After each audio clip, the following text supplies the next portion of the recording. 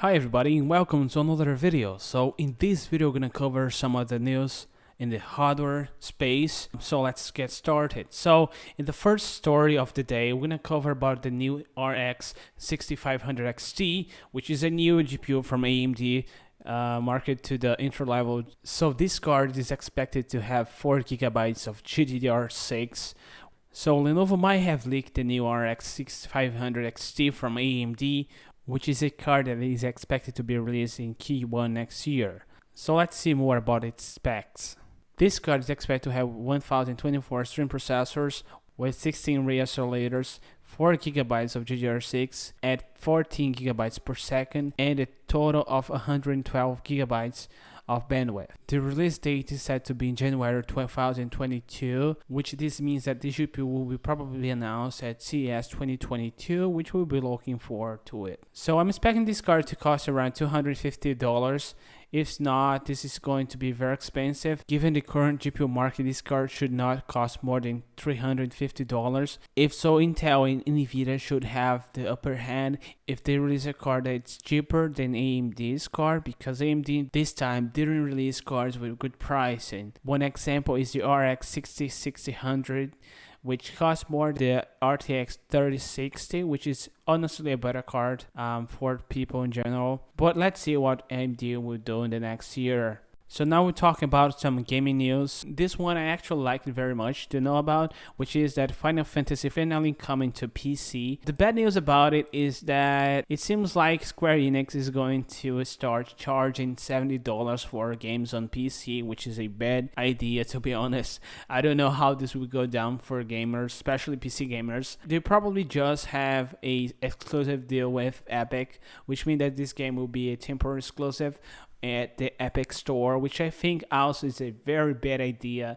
So here you can see the Epic's page, and this game is coming out December 16, which is going to be pretty soon. So you guys can see that this game doesn't have a price anymore because Square Enix removed the pricing list. I think they saw the backlash because of the $70 price tag, and they decided to remove this because of the backlash probably. I hope that they change their decision to make games on PC $70.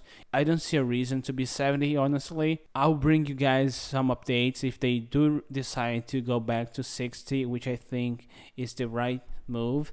So the next news is actually pretty interesting, and I saw some people talking about this, and I think this is one of the best demos showing the power of the next gen, which especially on console. I hope that they release something like this on PC soon, because I want to see how the PC platform can run these games.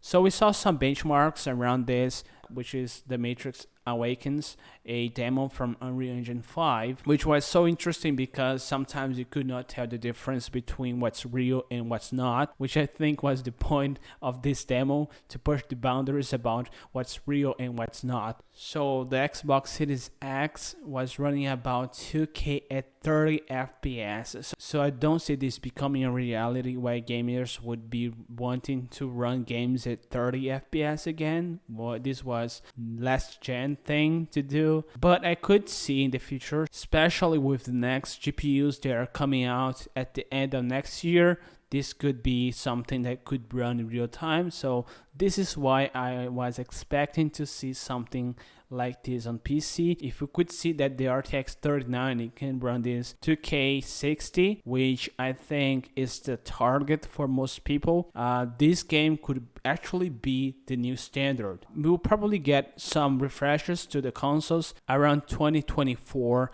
I think we're gonna get a new PlayStation and Xbox consoles. So you guys tell me in the comments what you guys think about this demo. So the next story is actually pretty interesting because I can see the possibilities of this becoming a thing that is gonna interest PC gamers, especially because this story is kind of related to PC gaming. Sony acquired a studio called Valkyrie Entertainment, which is a support studio which has worked on several games such as League of Legends, God of War, and Halo Infinite. So I can see Sony actually wanting to have more studios to support them in future games that they might be working on.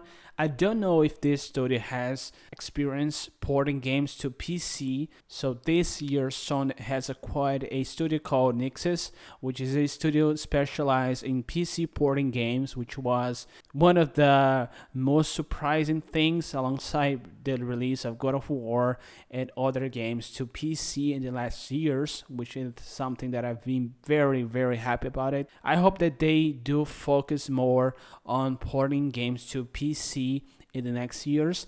So we'll see how this will play out in the future. I hope that the next year they release more games than this year. Especially they might announce some games like Spider-Man to 2022 because they're going to have a new game coming out in 2023 and I want to see that happening. So this was the video, guys. Hope you guys enjoyed. This was my first attempt to make these kinds of videos. I really hope that I could make more videos like this in the future, especially because I like to know about what's the news, both the hardware and software side of things. I'm really passionate about the new hardware releases and the new games that are coming out. So if you guys like my kind of video, you guys can consider subscribing to see more videos. This was the video, guys, and peace out.